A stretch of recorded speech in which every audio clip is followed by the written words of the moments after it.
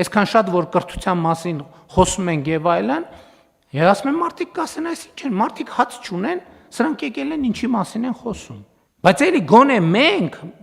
ես անձամբ եւ համոզված եմ բոլորս, մեր փորձը այդ փորձը ունեցել ենք։ Այսօր էլ ամենօրյա ռեժիմով դրա հետ ես ամեն օր իմ նամակագրությունը կարդում եմ, մի մասն է վերահասցեագրում եմ ձեզ։ Ամեն օր դրա հետ ես առնչվում եմ։ Մարդը հաց չունի։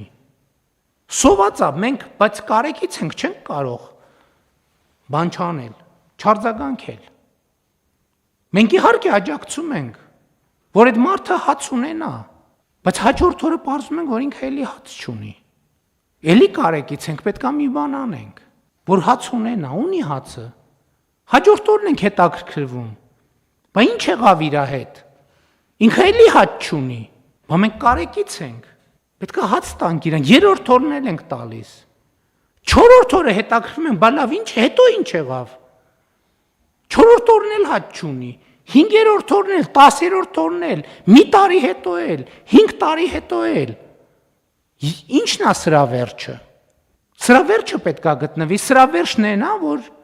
պետք է մենք կարողանանք մարդկանց աջակցել, որ իրենք գիտելիքահենք մարդը ինքը իրենով պետք է զբաղվի, ուրիշ տարբերակ չկա։